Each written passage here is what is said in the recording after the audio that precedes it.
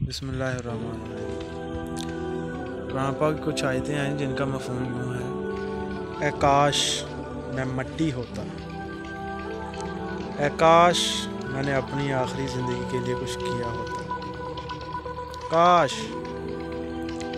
आज मुझे मेरा नामा माल ना दिया जाता, काश मैं फ़लाँ को दोस्त ना बनाता,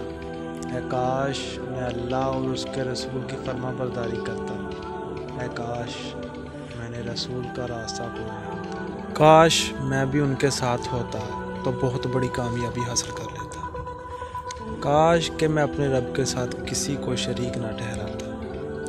काश कोई सूरत ऐसी हो जाए कि दुनिया में फिर से भेजे जाए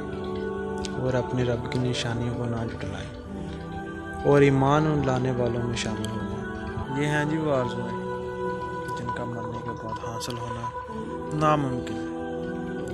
इसलिए ज़िंदगी में ही अपने अकायद और अमल की इस्लाह करना ज़रूरी है जी। अल्लाह पाक